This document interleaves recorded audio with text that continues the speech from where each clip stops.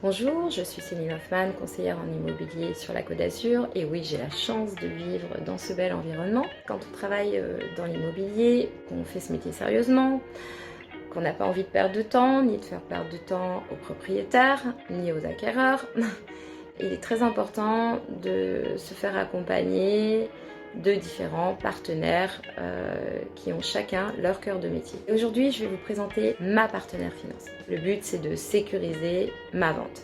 Et pour ce faire, je fais appel à Kelly. Vous savez que l'acheminement de l'estimation jusqu'à la vente, c'est parfois vraiment le parcours du combattant.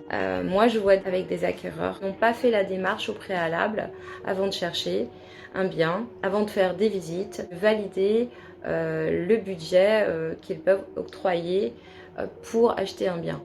Moi, je trouve ça assez fou, mais ça arrive encore souvent.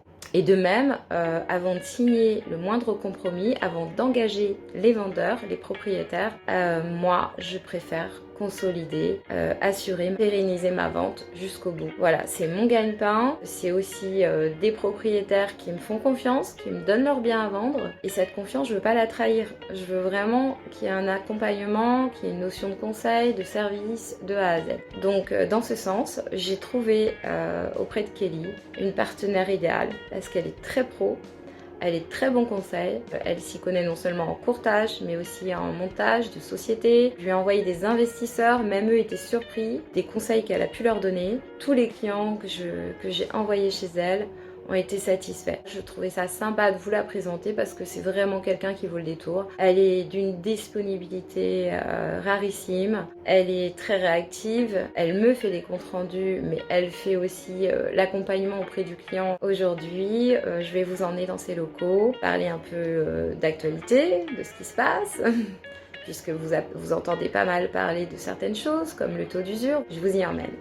Je vous présente Kelly Blandin, tiers chez Artemis. J'ai 4 questions à poser d'actualité, puis de façon plus générale aussi sur le métier de courtier immobilier. Première question, c'est en 2022, on sait que le marché est resté globalement dynamique au niveau des transactions. On a pu constater une grosse baisse des ventes en fin d'année, due à l'effet de l'inflation de ces derniers mois et les difficultés croissantes dans l'accès au crédit immobilier. On entend beaucoup parler de refus de prêt à cause du taux d'usure. Peux-tu nous en dire un peu plus à ce sujet? Le taux d'usure, c'est le taux maximum auquel les banques ont le droit de prêter à leurs clients. L'usure reprend tous les frais confondus, c'est-à-dire l'assurance, les frais de courtage, les frais de dossier, les frais de garantie.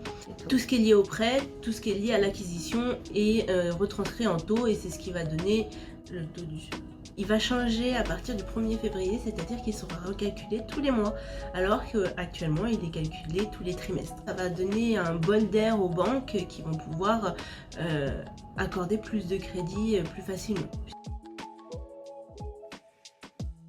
En quoi as-tu plus de chances de trouver le meilleur financement possible? Et bien aujourd'hui, quand le client va voir sa banque, ils ne font pas forcément d'office les meilleures conditions, alors que nous, grâce à Artemis Courtage, on a des conditions pré-négociées et on sait exactement où emmener notre client. C'est-à-dire que dans certaines banques, il y a des profils qui sont vraiment recherchés, plutôt jeunes, plutôt épargnants. Et dans ces cas-là, on va pouvoir emmener le client directement vers ces banques-là et négocier plus fortement. Là où on aura le plus de chances de sortir un prêt, c'est qu'on a l'intégralité du dossier dans un premier temps. On peut conforter, on peut essayer d'en discuter avec certains partenaires et ils nous disent s'ils peuvent aller sur le dossier ou si c'est pas un dossier qui va rentrer dans leur corde. Ça fait gagner du temps, quoi. Tout à fait. J'ai une autre question aussi concernant l'allongement des emprunts. Est-ce que c'est gênant?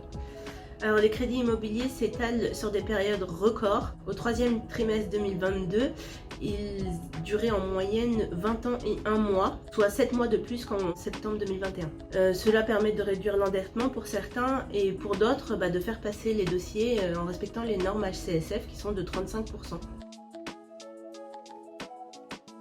La dernière question, c'est quel conseil peux-tu donner aux clients qui veulent acheter un bien immobilier, de leur tenue de compte à avoir? Le meilleur conseil que je peux leur donner, c'est vraiment d'aller voir un courtier pour justement étudier leur dossier, leurs besoins, leurs capacités, nous permet de pouvoir faire une enveloppe qui correspond aux besoins du client. Dans un second temps aussi, c'est très important, c'est qu'on étudie le dossier. Par exemple, si un client il a des soldes de début et des soldes de fin négatifs, la banque elle mettra un warning sur le dossier en se disant attention, le courtier sait comment présenter le dossier. C'est ça la différence, ouais.